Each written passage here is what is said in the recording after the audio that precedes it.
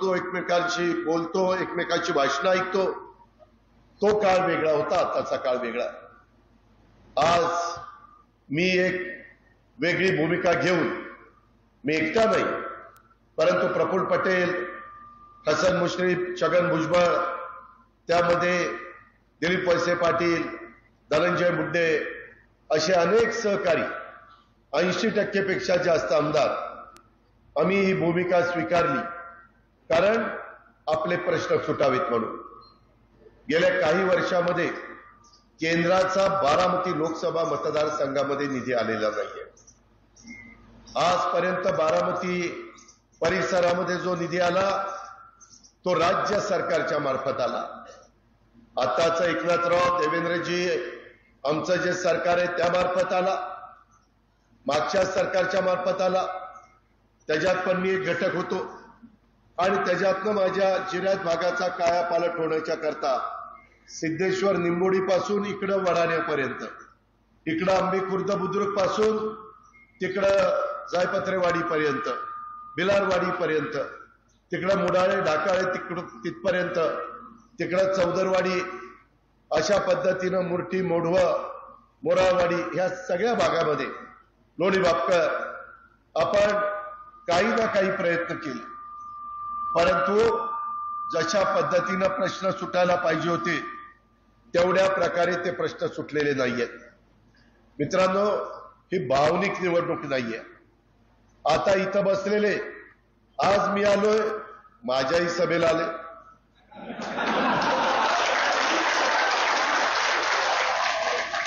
मी ज्यांच्या समोर आता लढतोय ते लोक आले तर तिथंही सभेला जातात. हे दोन डगरीवर कशा करता? आपल्यात एक पद्धत आहे, कुकू एकाच लावायचं असतं, हार सगळ्यांचं लावायच्या भानगडीमध्ये पडू नका. माझी आपल्याला नम्रतापूर्वक विनंती आहे.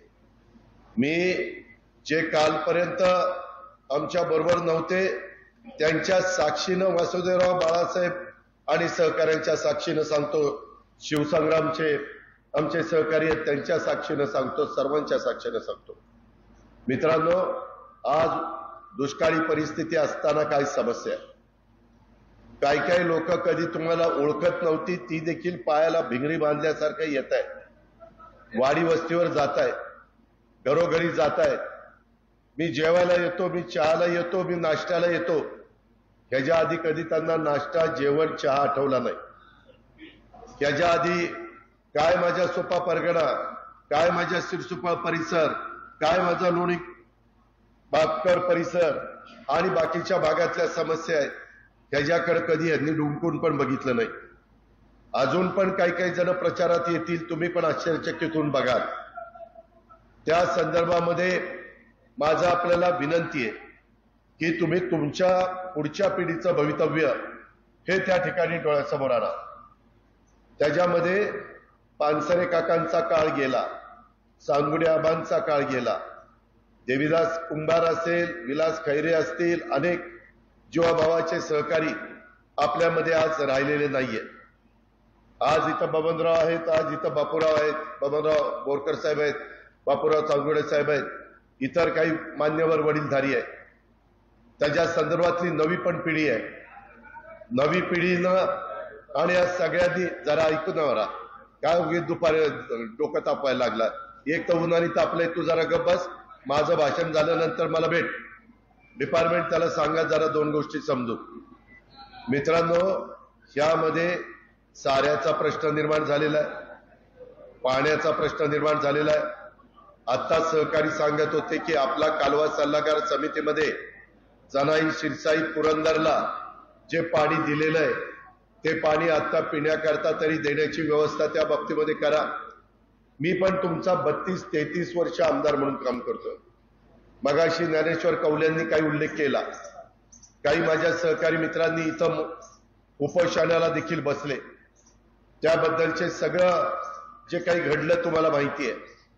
मित्रांनो, मी पण विचार केला की बाबा आपण एवढं सगळं करतोय, शासनाचा करोडो रुपयाचा निधी आपण इथं आणून देतोय, परंतु तरी माझ्या सुपा परगणा आणि जिल्ह्यात भागातल्या माझ्या लोकांच्या चेहऱ्यावर मला हसू कायमचं ठेवता येत नाही. तिथं कधी ना कधी त्यांना त्रास सहन करावा लागतोय, त्यांची पिकं जळतायत, त्यांना त्या ठिकाणी प्रतिकूल परिस्थितीमध्ये लढावं लागतंय. हे कुठंतरी थांबलं पाहिजे. मधी सासवडची सभा आमचे एकनाथराव शिंदे मी घेतलेली तुम्हाला माहिती आहे. विजयराव शिवतारेंनी काही भूमिका घेतली होती, परंतु ते का मागे गेले? विकास कामावर मागे गेले. ते म्हणले की माझे हे प्रश्न तुम्ही सोडवा. देवेंद्रजी पण होते, आम्ही वर्षा बंगल्यावर बसलो होतो, ते सोडवल्यानंतर माझं काही त्या ठिकाणी म्हणणं नाही. आणि अशा पद्धतीनं आम्ही चर्चा केली आणि त्या दिवशी तिथं गुंजवणीचं पाणी असेल, नाझऱ्यामध्ये काही पाणी सोडण्याच्या संदर्भातला प्रश्न असेल, माझं वीर धरणाचं ओव्हरफ्लोचं पाणी दरवर्षी 5 वीर धरणं भरतील एवढं, नंतर नीरा नदीवरून माझ्या नीरा नरसिंगपूरला आणि तिथून चंद्रभागेतनं पार कर्नाटकामध्ये जातं. त्याच्यामध्ये आम्ही नवीन अभ्यास केला. ह्याच्या पाठीमागे तशा मोटारी नव्हत्या. तुमच्या माझ्या घरी 3 हॉर्सपॉवर, 5 हॉर्सपॉवर, 7.5 हॉर्सपॉवर, 10 हॉर्सपॉवर, 15 हॉर्सपॉवर, 12.5 हॉर्सपॉवर, 20 हॉर्सपॉवर, 50 हॉर्सपॉवर अशा मोटारीची सवय. मित्रांनो, तुम्हाला विश्वास बसणार नाही. तुम्ही म्हणाल आज दुपारी अजित पवारला काय झालंय? 1 लाख हॉर्सपॉवरच्या मोटारी तेलंगणामध्ये बसवल्या. 1 लाख हॉर्सपॉवरच्या. आणि अशा पद्धतीनं ज्या भागामध्ये पाणी नव्हतं त्या भागामध्ये पाणी नेलं गेलं. ते तिथले मुख्यमंत्री पराभूत झाले, त्यांचं सरकार आलं नाही, परंतु त्यांनी पाणी नेलं. मध्ये ते बघा सगळेजण त्या पक्षामध्ये जायला लागलेले होते, परंतु त्यांचाच पक्ष हरल्यावर सगळे थांबले आणि पुन्हा सगळे वळले. मित्रांनो, आता आपल्या वीर धरणातनं ओव्हरफ्लोचं पाणी जे नीरा नदीमध्ये जातंय, तिथं मोठा पंप टाकून पाणी आपल्या पुरंदर आणि बारामती तालुक्यामध्ये आणायचंय. आणि ते आणत असताना ते फक्त 1.5 महिनाच पाणी मिळतंय. त्या 1.5 महिन्यातच सगळं इथं मोठ्या प्रमाणावर, मग ते नाझरा असेल किंवा इतर वेगवेगळ्या प्रकारचे तलाव असतील, मग माझा तरडोलीचा असेल, माझा वाकीचा असेल, माझा सुप्याचा असेल, माझा बोरकरवाडीचा असेल, सगळे तलाव, मी नावं घेत बसत नाही, वडाण्याचा असेल, त्या तलावामध्ये पाणी टाकण्याच्या करता आपल्याला निश्चितपणे त्या कामाला लोकांना लावलेलं आहे. पूर्वी लाईट बिल यायचं, त्याच्यामुळे तुमचं माझं कंबरडं मोडायचं. यावेळेस नरेंद्र मोदी साहेबांनी जो जाहीरनामा दिलाय त्याच्यामध्ये एवढा मोठा सूर्यप्रकाश लख्ख आपल्या महाराष्ट्रामध्ये, भारतामध्ये, त्याचा फायदा घेऊन सोलरवर त्या ठिकाणी वीज तयार करायची आणि ती त्या पंपांना द्यायची. अशा पद्धतीनं एक निर्णय आम्ही घेतलेला आहे. आपल्या पुरंदर उपसा सिंचन योजनेला 54 कोटी रुपये त्या ठिकाणी टाकलेले आहेत. करा नदीवर बारामती तालुक्यात 13 साखळी बंधाऱ्याचं नूतनीकरण करण्याच्या करता तो निर्णय त्या ठिकाणी आपण घेतलेला आहे. त्याच्या संदर्भातलं सगळ्या गोष्टी केलेल्या आहेत. चौदरवाडी परिसरात 1000 हेक्टर, परंतु त्याच्यातनं प्रश्न सुटत नाही. त्याच्याबरोबर चौदरवाडीचे पण आजूबाजूची गावं जवळपास 27-28 कव्हर करावी लागत आहेत. नाहीतर बाकीची म्हणतात की आम्ही काय घोडं मारलंय, तुम्ही आम्हाला देत नाही. जलाई शिरसाईच्या बद्दल आता खडकवासला, वरसगाव, पानशेत आणि टेमघर ह्याचं पाणी येतंय. ते पाणी दिवसेंदिवस प्यायला चाललेलं आहे. त्याकरता देवेंद्रजी फडणवीस, मी आणि एकनाथराव शिंदे आम्ही बसलो. त्याच्यातनं मुळशी धरणातलं पाणी पुण्याला प्यायला घ्यायचं आणि मुळशी धरणाची उंची वाढवायची. ती याला कमी खर्च येतोय. जसं मध्ये मी फ्लॅटची उंची वाढवली, माझ्या उजनीची 7 TMC पाणी उजनीला वाढलं. ज्यावेळेस उजनी भरतं, ज्यांना माहिती आहे त्यांना विचारा, 114% उजनी भरलं जातं, 100% नाही, 114%. तीच गोष्ट मी कोयनेला केली, तीच गोष्ट अजून काही धरणांना केली. तशा पद्धतीनं मुळशीमध्ये उंची वाढवण्याच्या करता 80% जमीन टाटाच्या ताब्यामध्ये, 20% घ्यावी लागेल. त्याच्यातनं 2 TMC पाण्यामध्ये माझ्या मुळशी तालुक्याचा टप्पा 1, टप्पा 2 हे भागतंय. त्याच्यामध्ये कुठली अडचण येत नाही. आणि अशा पद्धतीनं आपली पण जनाई आणि शिरसाई चालण्याच्या करता आपल्याला अधिकचं पाणी कुठलं तरी उपलब्ध करून घ्यावं लागणार आहे. मी आपल्याला सगळ्यांना सांगतो, भावनिक मुद्दा करून आताच्या निवडणुकीमध्ये आपण वेगळा विचार करू आणि मग विधानसभेला बघू. तसं केलं तर तुम्ही तुमच्या पायावर धोंडा पाडून घ्याल. कसा तर केंद्र सरकारमध्ये वासुदेवरावांनी सांगितलं त्या पद्धतीनं देशामध्ये हवा मोदी साहेबांची आहे, मोदी साहेबांची आहे. त्याच्यामध्ये 65% जनता म्हणते की मोदी साहेब पंतप्रधान झाले पाहिजे. याचा अर्थ मोदी साहेब पंतप्रधान होणार. त्या संदर्भामध्ये केंद्रात त्यांच्या विचाराचा खासदार माझ्या पुण्यातनं, बारामतीतनं, शिरूरमधनं, मावळातनं गेला. मी जिल्ह्यापुरतं बोलतोय, राज्यातनं तर सगळे पाठवायचा आपला प्रयत्न चाललेलाच आहे. तर तिथून आपल्या खासदारांना सांगून आता या सगळ्या पैसा आमच्या एकट्या राज्य सरकार, माझ्या हातात 6 लाख कोटी आहेत. पुढच्या वर्षी कदाचित 10% बजेट वाढतं, 6.5 लाख कोटी होती. परंतु हे सगळे विकासाचे प्रश्न सोडवण्याच्या करता पेन्शन पगारालाच मला 3 लाख कोटी रुपये लागतात. मला म्हणजे सरकारला पेन्शन पगार, जे काही सगळे शासकीय निमशासकीय अधिकारी कर्मचारी आहेत, नगरपालिका, महानगरपालिका, पंचायत, नगरपंचायत, ग्रामपंचायत, त्यामुळं राज्य पण चाललं पाहिजे. मग एकटा आपलं 6.5 लाख कोटीचं बजेट आपल्याला भागत नाही. त्याकरता केंद्राची मदत पाहिजे. 10 वर्षामध्ये आपल्या खासदारांनी केंद्रातनं कुठलीही मदत आणली नाही, कुठलीही मदत आणली नाही. आणि हे सगळं करायचं म्हटलं तर जसं मोठ्या प्रकल्पाच्या बाबतीमध्ये गोसूखुर्द प्रकल्प, त्याला केंद्राने मदत केली तेव्हा तो विदर्भामध्ये पूर्णत्वाला गेला. मी उद्या पंतप्रधानांना सांगू शकतो, माझी त्यांची ओळख आहे, मी त्या ठिकाणी अमित भाईंना सांगू शकतो की बाबा हे आमचं दुखणं आहे आणि 50 वर्ष आम्ही प्रयत्न करतो, नाही केला असं नाही. आम्ही पाझर तलाव केले, प्रश्न सुटला नाही. आम्ही जदाई सरसाई केली, मर्यादा आल्या.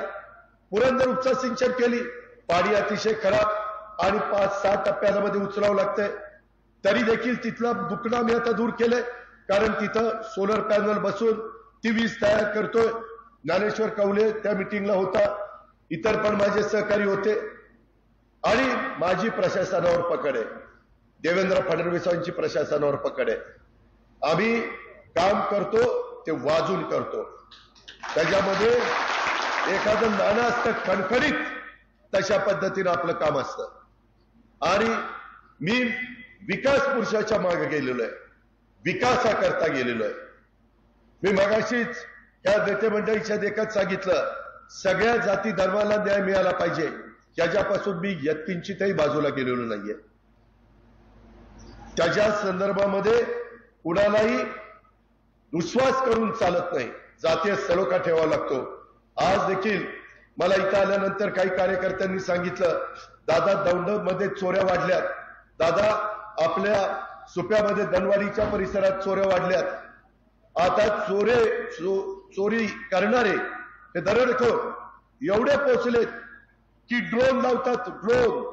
आणि त्याच्यातनं जर संपत जगतापाची वस्ती आहे, कोण कोण वस्तीवर आहे, कुठं कडी लावली, कुठं कुत्री बसली, कुठं माणसं बाहेर आहेत आणि किती माणसं आत आहेत, हे ड्रोननी बघतायत.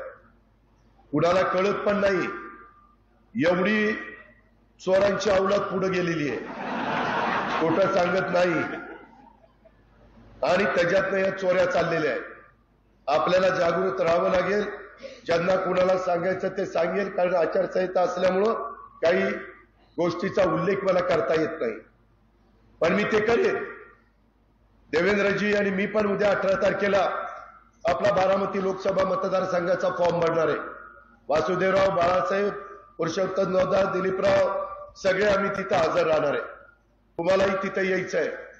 हे काही तुमच्या माझ्या घरचं लग्न नाहीये, आपल्या प्रपंचाचं भलं कशात होणार आहे ते बघायचंय. म्हणून मी सांगतोय, भावनिक होऊ नका.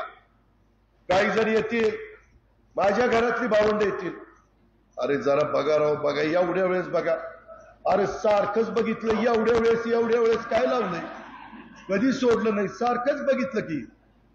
ही गोष्ट लक्षामध्ये ठेवा. मी आता या सगळ्या गोष्टीच्या संदर्भात उद्याच्या 10 जूनला अधिवेशन होतं, ते आता आचारसंहिता जून पर्यंत चालती. नवीन सरकार यायला थोडा वेळ लागतोय, म्हणून आम्हाला देवेंद्र एकनाथराव आणि आम्हाला 17 जूनला कदाचित अधिवेशन करावं लागेल. त्या अधिवेशनामध्ये हे जे काही आपले बंधाऱ्याच्या बद्दलचे आणि बाकीच्या पाण्याच्या बद्दलचे हे जे काही दुखणारे प्रश्न आहेत, हे आपल्याला मी पिण्याच्या पाण्याच्या योजना करण्याच्या करता मोठे मोठे स्टोरेज टँक केले, तुम्ही बघितलंय, परंतु ते पण कमी पडतायत. कॅनॉलच्या कडेला कितीतरी मोठे स्टोरेज टँक केलेत, पण त्याच्याकरता आपल्याला मी सांगतोय त्या मार्गाने गेल्याशिवाय राहता येणार नाही. आपण अनेक कामं केली, दर्ग्याच्या करता मदत केली, मशिदीकरता मदत केली, विठ्ठल रुक्मिणीच्या मंदिराचा जीर्णोद्धार करण्याच्या करता मदत केली, अण्णाभाऊ साठे सभागृहाच्या करता मदत केली, रोडची कामं तर प्रचंड त्या ठिकाणी केली. त्याच्यामध्ये अजून कामं करणं बाकी आहे, ती आपण करणार आहे. त्याच्यामध्ये हॉस्पिटल 100 बेडचं काम चाललेलं आहे, 30 बेडच्या हॉस्पिटलचं काम झालेलं आहे, पेयजल योजनेचं काम चाललेलं आहे. त्याच्यामध्ये 50% रक्कम केंद्र सरकारची आहे. सगळे पैसे महाराष्ट्र सरकारचे नाहीत. कोट्यावधी रुपयाच्या योजना पेयजलच्या ज्या देशात चाललेल्या आहेत, हर घर नल ही मोदी साहेबांची योजना आहे. जर 20,000 कोटी रुपयाची कामं किंवा 50,000 कोटी रुपयाची कामं माझ्या महाराष्ट्रामध्ये चालू असतील तर 25,000 कोटी रुपये ते पाठवतात. पहिले पैसे त्यांचे येतात, मग आपण बजेटमध्ये तरतूद करतो, ते पैसे देतो. मित्रांनो, आपण आहे ते मोठं कोयना किंवा उजनी सारख्या धरणासारखं आहे आपलं बजेट, त्यांचं समुद्रासारखं आहे. त्याच्यावर समुद्राची साथ मिळाल्याशिवाय हे प्रश्न त्या ठिकाणी मला पुढं नेता येणार नाही. आणि ते नेण्याच्या करता उद्या मला उथळ माथ्यानी वासुदेवराला, बाळासाहेबाला, पुरुषोत्तम दादाला, माझ्या सुपा परगणा लोकांना उथळ माथ्यानी तिथं जायला पाहिजे की आता तुमच्या विचाराचा खासदार दिला, आता आम्हाला पैसे द्या, आता आमची ही कामं करा. आम्हाला त्या ठिकाणी वेळ पडली तर वर्ल्ड बँकेचे पैसे डायरेक्ट आम्हाला घेता येत नाही, केंद्र सरकारच्या मार्फत घेता येतात. जायका, जपान गव्हर्नमेंट 0.5% पैसे देतं. किती? 0.5%. जे आपण तिथे 1,000 कोटी रुपये पुण्यामध्ये आणलेत, तसे पैसे आणावे लागले तर त्या पद्धतीनं केंद्राची मदत लागते. काही काही जण सांगतील आपल्यातले पण केंद्रामध्ये होते, पण त्यावेळेस तशा पद्धतीनं प्रश्नाची सोडवणूक झाली नाही. ही गोष्ट नाकारता येणार नाही. ठीक आहे, आपलं आहे तर आहे ना, परंतु आपलं जळतंय ना, ते कुणी वाचवायचं? सुपाकरांनो, मला माहिती आहे, मी सगळा आढावा घेत असतो. त्याच्यामध्ये वेगवेगळ्या गावात काय चाललंय, कसं चाललंय, कुठं काय काय पाणी झिरपतंय, कुठं कोण गप्पा मारताना काय मारतंय, असं नाहीये. तुम्ही जर आत्ताची संधी आहे, आपल्याला विमानतळ करायचंय, केंद्राची मदत पाहिजे. आपल्याला टर्मिनल करायचंय, केंद्राची मदत पाहिजे. आपली बारामती फलटण रेल्वे धुळकात पडली होती. ज्यावेळेस मी सरकारमध्ये त्यांच्याबरोबर गेलो आणि सांगितलं मोदी साहेब हे काम मला करून पाहिजे, मोदी साहेबांनी ऑनलाईन त्या दिवशी भूमिपूजन केलं. इतके वर्ष काम झालं नाही, त्याचा विचार तुम्ही केला पाहिजे. मला घसा कोरडा करायला काही मी मोकळा नाहीये.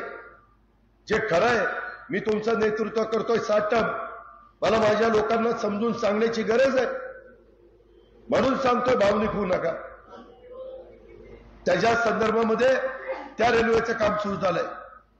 जाहीरनाम्यामध्ये अनेक वंदे भारत ट्रेन सुरू करायच्या, आपल्याला पुन्हा दौंड लोकल सुरू करायची. माझा तर प्रयत्न ती लोकल सुरू केली की ती दौंड पासून बारामती पर्यंत आणायची, म्हणजे बारामती दौंड पुन्हा सारखी लोकल. कुणाला जायचं यायचंय, जायचंय यायचंय, जा या कामा करता, सकाळच्या पेट्रोल नका जाऊ. हे आपण करतोय. स्वस्त प्रवास रेल्वेचा प्रवास आहे.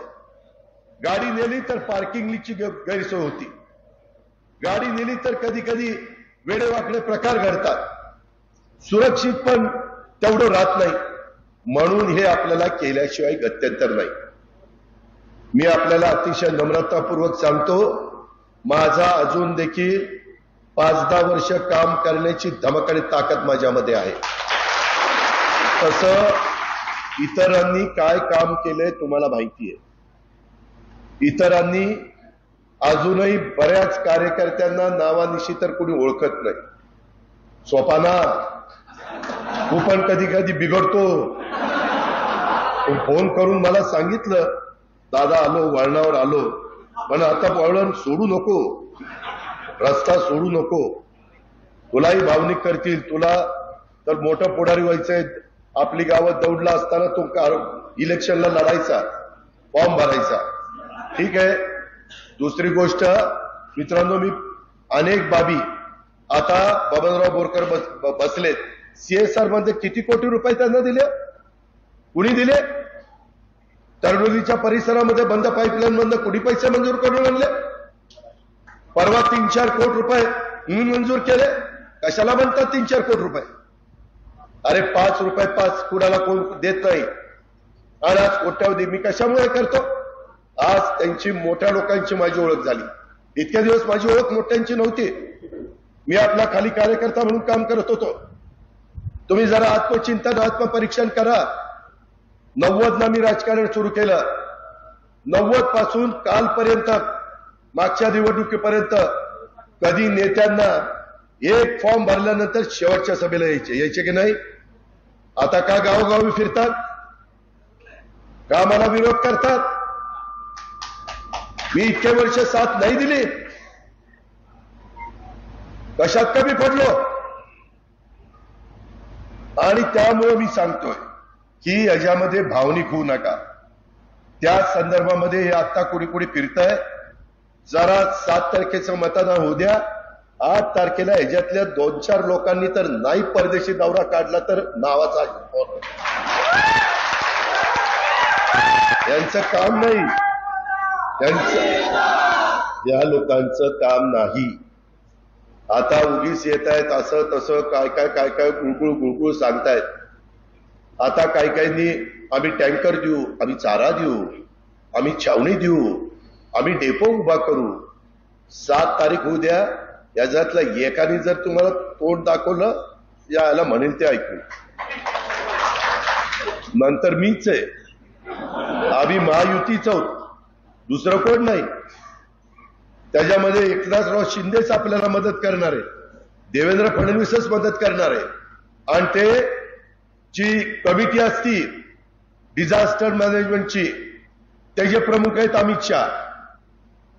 कुठं दुष्काळ पडला, कुठं गारपीट झाली, कुठं अवकाळी पाऊस पडला, कुठं अतिवृष्टी झाली, जे काही संकट येतात त्या संकटाकरता केंद्राचा निधी लागतो.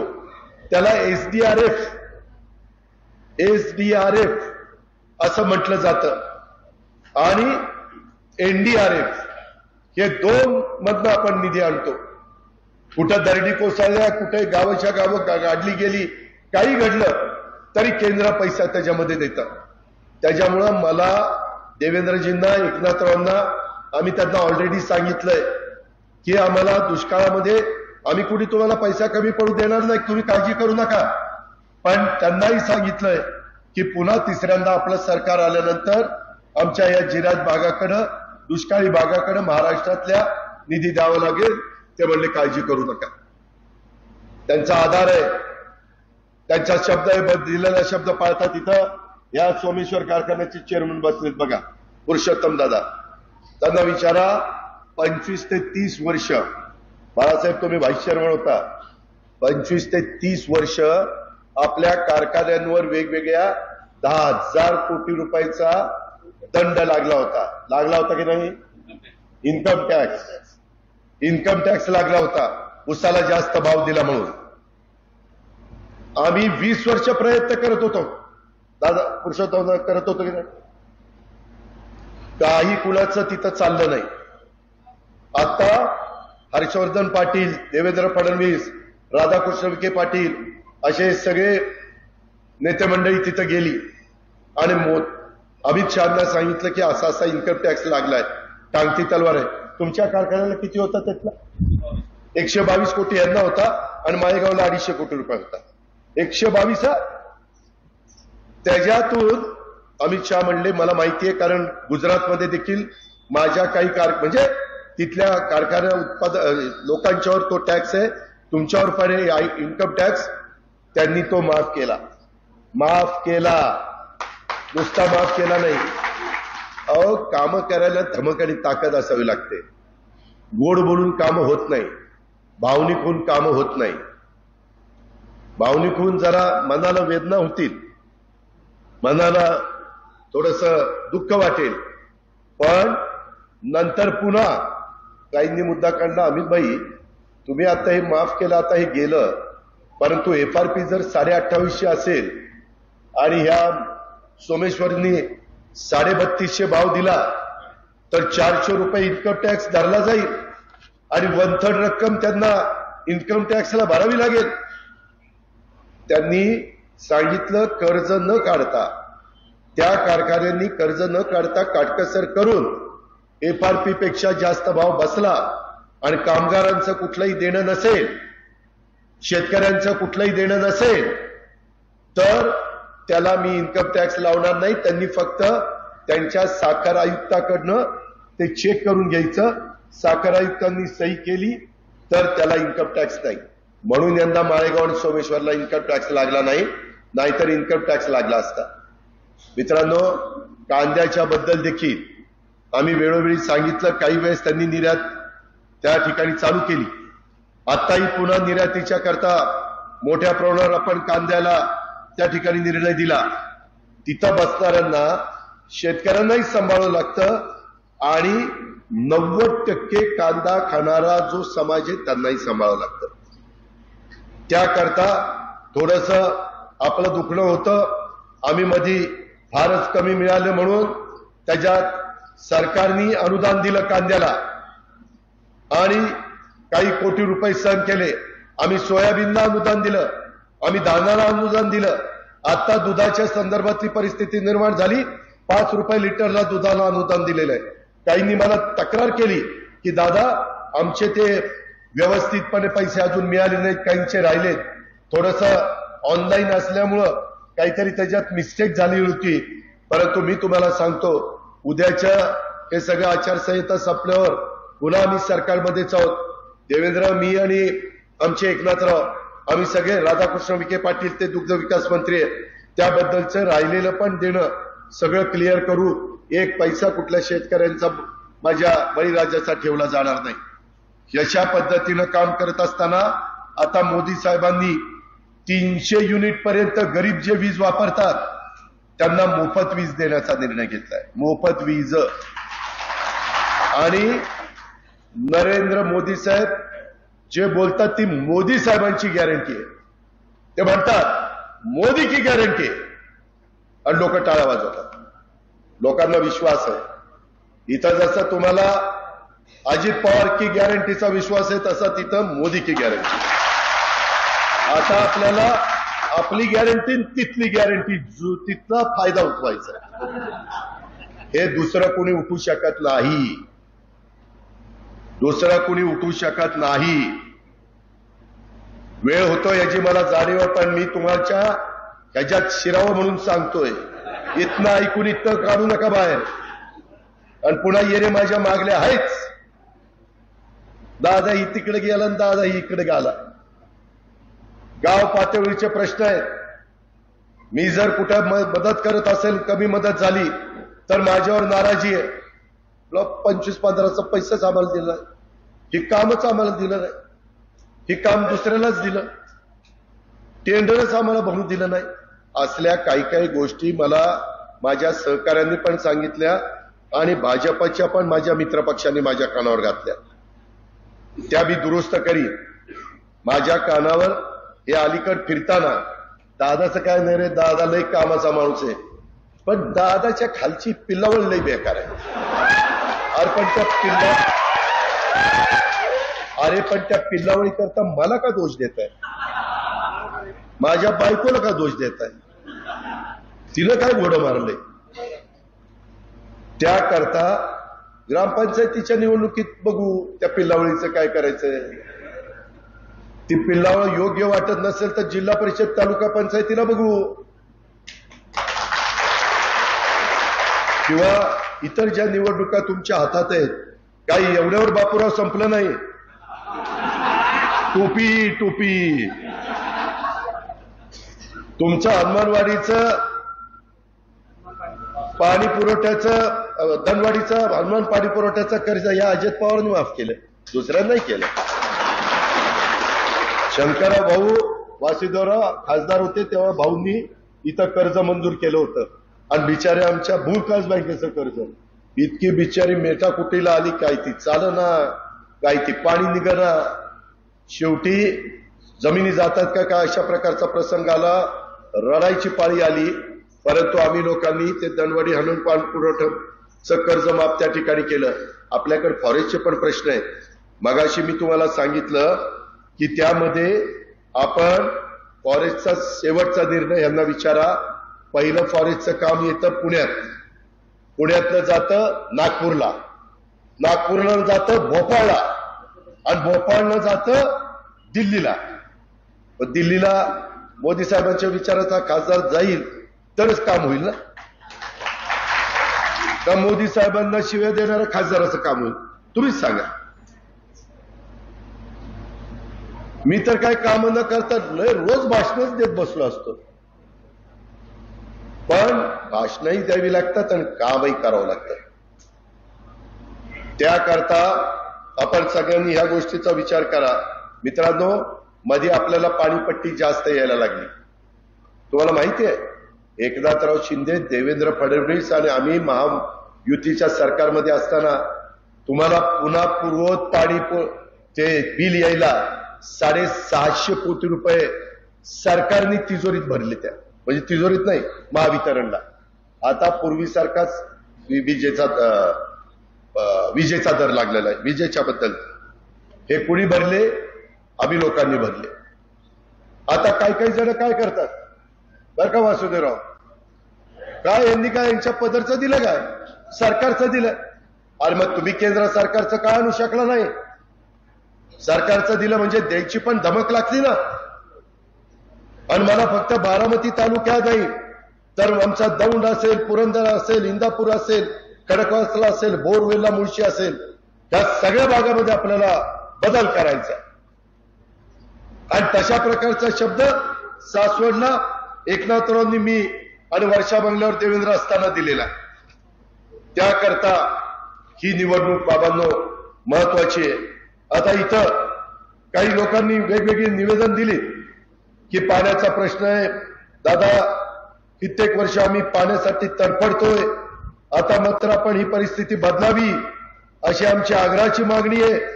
कायमस्वरूपी काहीतरी तोडगा काढा. इथून मागे आम्ही तुमच्याबरोबर होतो, इथून पुढे हा जन्म आम्ही राहू, परंतु आमचं तडपणं बंद करा. पाण्याचा प्रश्न खूप ज्वलंत आहे, त्यासाठी मार्ग काढा. म्हणूनच हे अभ्यास करून हा सगळा मार्ग काढलाय. पण त्याकरता 7 तारखेला तुमच्या पवित्र मताची गरज घड्याळाला आहे, घड्याळाला आहे. तुम्ही आता गार्डी साहेब, तुम्ही पांडुरंगा, त्याच्या संदर्भात या सगळ्यांना जरा व्यवस्थित सांगा. काही वडीलधारे जरा जुना काळ आठवत असेल तर त्यांना म्हणत जुना काळ आता थोडा बाजूला ठेवा, आता नवीन काळ बघा. आता सासूचे 4 दिवस संपलेत, आता सुनेचे 4 दिवस येऊ द्या असं सांगा ना. काय सासू सासू सासू सुनेने काय नुसतं बघत बसायचं, बाहेरची बाहेरची बाहेरची असं कुठं असतं का? असतं का? आपण घरची लक्ष्मी म्हणून त्यांच्याकडे बघतो राव.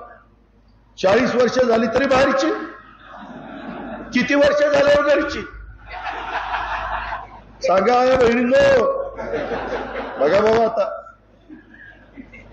या सगळ्या गोष्टीचा विचार आपण त्या ठिकाणी केला पाहिजे. मित्रांनो, माझी तुम्हाला विनंती आहे की या बाकीच्याही संदर्भामध्ये आपल्याला या सगळ्या गोष्टी सोडायच्या असतील. मी दुधाचं अनुदानाचं सांगितलं, इतर पण काही वेगवेगळ्या शिक्षणाच्या बद्दल पण मी तुम्हाला मदत केली. मार्केट कमिटीचं भूमिपूजन करत असताना 1 रुपया खिशात नव्हता, उदळ टाकली, टिकाव टाकला आणि मुंबईला गेलो. एकनाथराव शिंदे, देवेंद्रजीशी बोललो. म्हणलं आमच्या मार्केट कमिटीला काहीतरी द्यावं लागेल आणि म्हणलं तुमची फक्त संमती द्या, मी कसं द्यायचं ते बघतो. ते म्हणले ठीक आहे देऊन टाका. 7.5 कोटी रुपये लगेच पाठवून दिले. 7.5 कोटी रुपये पाठवून दिले. आणि तिथं आता गाळे वगैरे होतील, तिथं व्यवस्थितपणे व्यापाऱ्यांचे होतील. माझ्या शेतकऱ्यांचा माल बिल सगळी झाडं बिडं लावतो, ते माल कसं करतो आता बघा तुम्ही. असं आपल्याला अनेक ठिकाणी करायचंय. भावनिक होऊ नका. गावच्या काही लोकांचे राग उद्याच्या निवडणुकीवर काढू नका. मी सांगितलेल्या या सगळ्या गोष्टी अजून खूप आहे माझ्याकडे सांगायला, पण वेळ बराच झालेला आहे आणि आपल्याला काही एकदाच भेटायचं नाही. मी पुन्हा पुन्हा तुम्हाला सांगतो की शेवटी गावोगावी येऊन नमस्कार केला जाईल. तो अधिकार लोकशाहीमध्ये सगळ्यांचा आहे. पण गावोगावी येऊन नमस्कार केला तरी कोट्यावधी रुपयाचा निधी मिळू शकत नाही, मंजुऱ्या मिळू शकत नाही. हे पुरंदर, माझं जनाई शिरसाई आणि माझं करा नदीचे बंधारे आणि आपलं नाझर, मित्रांनो आमच्याकडे जी योजना आहे ती आम्ही गुंजवणी तर चालू करणारच. त्याचं ओव्हरफ्लोचं पण पाणी कसं खाली आणता येईल, तरडोली वाकी या वेगवेगळ्या तलावामध्ये तोही आहे. मी आता ठरवलेलं आहे, तुम्ही मला 30-35 वर्ष एवढं दिलंय, एवढं प्रेम केलंय, एवढं पाठीवर ओझं टाकलंय की अक्षरशः मी वाकून गेलोय. पण माझं मन त्या ठिकाणी सारखं मला सांगतंय की अजित पवार तुझ्यावरच काहीतरी जबाबदारी आहे. आणि आता ह्यावेळेस अशा पद्धतीनं जनतेने दरवेळेस सारखा कौल दिला आणि तुम्ही ज्यावेळेस अनेक वर्ष घड्याळाचं बटन दाबते त्यालाच सांगतोय तिथंच बटन दाबा, दुसऱ्या कुणाला दाबा म्हणून सांगत नाही. त्याच्यावर तुमचंच ते घड्याळ आहे. इथं कुणी पक्ष चोरलेला नाही. एकनाथराव शिंदेंनी पण नाही, अजित पवारनी पण नाही. आज 80% लोक त्यांच्या बरोबर आहेत, म्हणून निवडणूक आयोगाने पक्ष आणि चिन्ह त्यांना दिलेलं आहे. काही जण भावनिक करतात, पक्ष चोरला. आम्ही काही चोऱ्या करणारे वाटलो? आम्ही काही दरोडेखोर आहे? आम्ही कडक बोलू असो, पण दरोडेखोर नाही, आम्ही चोरटे नाही, आम्ही काम करणारी माणसं आहे. या गोष्टीचा विचार आपण सर्व सहकारी मित्रांनी केला पाहिजे. आणि आज खऱ्या अर्थाने आज दिलीप खैरे आणि बाकीच्यांनी सांगितलं होतं की दादा एकत्रपणे महायुती जे आहे त्या घटक पक्षांचा मेळावा घ्या. आणि तो खरं मेळावा ती राहिलं बाजूलाच, ही आपलं तिसरंच सुरू झालंय. पण त्याही बाबतीत मी भाजपच्या आणि शिवसेनेच्या आणि इतर घटक पक्षांच्या, शिवसंग्राम असेल, आरपीआय असेल, त्यांना सगळ्यांना सांगेन की आपण चांगल्या कामाच्या करता एकत्र आलेलो आहे, विकास कामाच्या करता एकत्र आलेलो आहे. माग जरी वाद घातलेला असो, भांडला असो, एकमेकाला पराभूत केला असो, आणखीन काही केलेलं असेल तर झालं गेलं, गंगेला मिळालं. आता मोदींना पंतप्रधान करायचंय आणि आपले हे सगळ्या प्रश्नाची सोडवणूक करायची. याकरता ही निवडणूक अतिशय महत्वाची आहे. एवढ्या पुरतं नाही, मित्र परिवार, भावकी, सोयरे, दायरे सगळ्यांना त्या ठिकाणी सांगा, जातीचा, पातीचा, नात्याचा, गोत्याचा विचार करू नका. मला अल्पसंख्याक समाजाला सांगायचंय, अजिबात काही चुकीचा प्रचार करण्याचा प्रयत्न करतील, मी तुमच्या पाठीशी काही चुकीचं होऊन देणार नाही. माझ्यावर विश्वास ठेवा. ही गोष्ट आपण सगळ्यांनी ध्यानामध्ये घ्या. मोठ्या प्रमाणावर गुंतवणूक होणारे कारखाने आपल्याला आणायचे, त्याच्यातनं आपल्याला रोजगार निर्माण करायचा आहे. काही जण म्हणतात लोकसभेला इकडे द्या, विधानसभेला दादाला द्या. नाही, लोकसभेला पण मलाच पाहिजे, विधानसभेला त्यावेळेस काय विचार करायचा ते करू. लोकसभेला मलाच पाहिजे. का तर केंद्राचा निधी आणायचा आहे, का तर तिथं मोठा निधी आहे तो आणायचा आहे. ते आणल्याशिवाय कायमचं पाण्याचं दुखणं बापूराव सुटणार नाही, बबनराव सुटणार नाही. हे आपण सगळ्यांनी लक्षात घ्या. बरोबर ना सोपाना? अरे हसणं जरा तुझ्या आयला.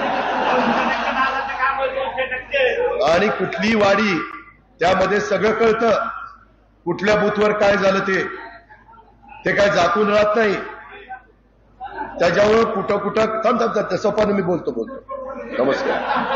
सोपांची अलीकडे तब्येत सुधारली, त्या संदर्भामध्ये मी तुम्हाला सांगेन, तुम्ही जरी म्हणला की दादा काळजी करू नका, सगळ्याला समजून सांगू, अमक करू, तरुणांनाही समजून सांगा, वडीलधारांना समजून सांगा, आय वडील तुम्ही पण सगळ्यांना समजून सांगा.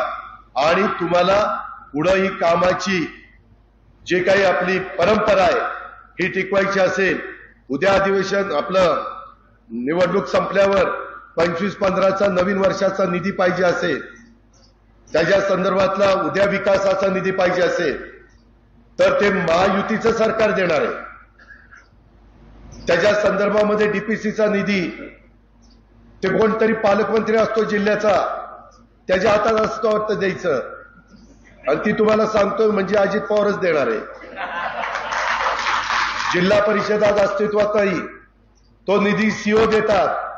उद्या सीओला मी चंद्रकांत दादा पाटलांनी सांगितलं तर ते आमचं ऐकेल का तुमचं ऐकेल? कुणाचं ऐकेल? विचार करा ना. त्याच्या संदर्भात पीएमआरडीचे प्रश्न, इतर पण प्रश्न आहेत, आणि म्हणून या सगळ्या प्रश्नाची सोडवणूक आणि राहिलेलं आपल्या छत्रपती शिवाजी महाराजांच्या पुतळ्याच्या संदर्भातलं एक काम राहिलंय. दरेकर बाबा तुम्ही पण मला सांगितलं, माझ्या तरुणांनी पण मला सांगितलं, अनेकांनी सांगितलेलं आहे, ते पण त्या ठिकाणी चांगल्या पद्धतीनं करून देण्याचं काम मी करीन, हा माझा तुम्हाला शब्द आहे.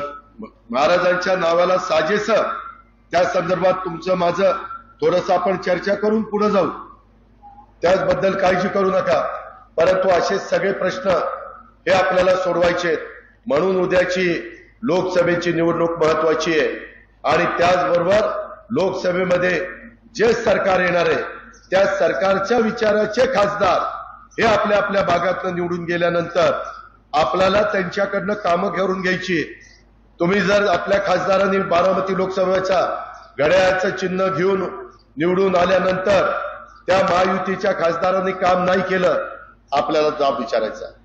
अरे फार त्या दिवशी बोलत होता तिथं कार्यालयात, मी जबाबदार, मी त्या खासदाराला बरोबर जाईन. काही जण म्हणले त्या खासदाराची पर्स कोण सांभाळणार? मी पर्स नाही, पर्स खासदारच सांभाळेल, मी फक्त बरोबर जाईन आणि काम करून आणेन. हे गोष्ट आपण त्या ठिकाणी लक्षात घ्या. आपण अजिबात काळजी करू नका. उलट पाठीमागच्या अनेक खासदारांच्या पेक्षा ही उद्याची महायुतीच्या खासदाराची कारकीर्द जास्त उजवी असेल हा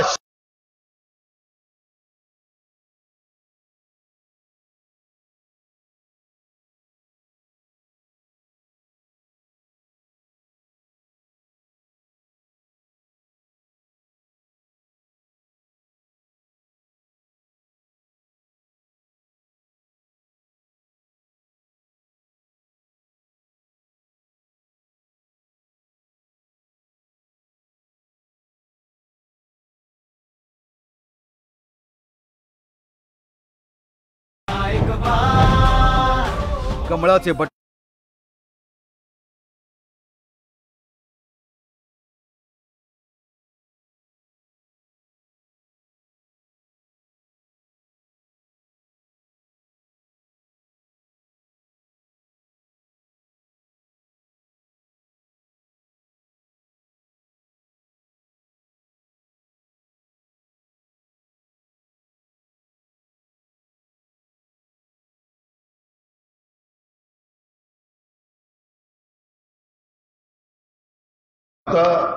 आपल्या पुरता विचार करून चालत नाही.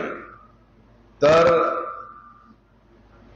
माझा मागासवर्गीय, माझा आदिवासी, माझा अल्पसंख्याक, माझा भटका, माझा बहुजन समाज, ओबीसी समाज, ह्या सगळ्या जाती धर्माच्या लोकांना एक न्याय देण्याची भूमिका कोण आज घेऊ शकतं, कोण देशाला प्रगतीपथावर नेऊ शकतं, कोण जगामध्ये तुमच्या माझ्या भारत देशाचा नावलौकिक वाढवू शकतं, या सगळ्याचा साकल्याने विचार करून पुढच्या पिढीचं भवितव्य कुणाच्या हातामध्ये ठेवलं तर योग्य ठरणार आहे. कुणाकडे विजन आहे, कुणी अनेक प्रकारचे धाडसी निर्णय घेतलेले आहेत, कुणाच्या निर्णयामुळं पाकिस्तान सारख्या जवळपासच्या राष्ट्रांना, शत्रू राष्ट्रांना वाकड्या नजरेने बघण्याचं देखील धाडस हे गेल्या 10 वर्षामध्ये झालं नाही. एकदा झालं त्यावेळेस पुलवामा करून कशा पद्धतीनं त्यांचं कंबरडं मोडण्याचं काम केलं हा सगळा इतिहास आहे. 371 कलम माफ करण्यात आलं. त्यामुळं आता आपण भारतातली कुठलीही व्यक्ती जम्मू काश्मीरला जमीन घेऊ शकते. एकनाथराव शिंदे, देवेंद्रजी, आम्ही महाराष्ट्राच्या लोकांना तिथं महाराष्ट्र सदन असावं, लोक कधी जम्मू काश्मीरला गेले तर तिथं राहता यावं म्हणून मधल्या काळामध्ये आम्ही देखील तिथं जमीन महाराष्ट्र सरकार म्हणून घेतलेली आहे. अशा खूप काही गोष्टी मित्रांनो आपल्याला सांगता येतील. परंतु मागच्या अनेक निवडणुका आपण एकमेकाला ओळखतो, एकमेकांशी बोलतो, एकमेकांची भाषणं ऐकतो. तो काळ वेगळा होता, आताचा काळ वेगळा. आज मी एक वेगळी भूमिका घेऊन, मी एकटा नाही परंतु प्रफुल्ल पटेल, हसन मुश्रीफ, छगन भुजबळ, त्यामध्ये दिलीप वळसे पाटील, धनंजय मुंडे असे अनेक सहकारी, 80% पेक्षा जास्त आमदार, आम्ही ही भूमिका स्वीकारली कारण आपले प्रश्न सुटावेत म्हणून. गेल्या काही वर्षामध्ये केंद्राचा बारामती लोकसभा मतदारसंघामध्ये निधी आलेला नाहीये. आजपर्यंत बारामती परिसरामध्ये जो निधी आला तो राज्य सरकारच्या मार्फत आला. आताचं एकनाथराव, देवेंद्रजी, आमचं जे सरकार आहे त्या मार्फत आला, मागच्या सरकारच्या मार्फत आला. त्याच्यात पण मी एक घटक होतो आणि त्याच्यातनं माझ्या जिल्ह्यात भागाचा कायापालट होण्याच्या करता सिद्धेश्वर निंबोडी पासून इकडं वडाण्यापर्यंत, इकडं आंबे खुर्द बुद्रुक पासून तिकडं जायपत्रेवाडी पर्यंत, बिलारवाडी पर्यंत, तिकडं मुडाळे ढाकाळे तिथपर्यंत, तिकडं चौदरवाडी, अशा पद्धतीनं मुर्टी, मोढवं, मोराळवाडी ह्या सगळ्या भागामध्ये लोणी बापकर आपण काही ना काही प्रयत्न केले. परंतु जशा पद्धतीनं प्रश्न सुटायला पाहिजे होते तेवढ्या प्रकारे ते प्रश्न सुटलेले नाहीयेत. मित्रांनो, ही भावनिक निवडणूक नाहीये. आता इथं बसलेले, आज मी आलोय, माझ्याही सभेला आले.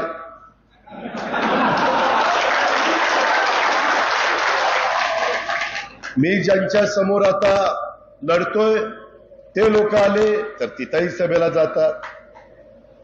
हे 2 डगरीवर कशा करता? आपल्यात एक पद्धत आहे, कुकू एकाच लावायचं असतं.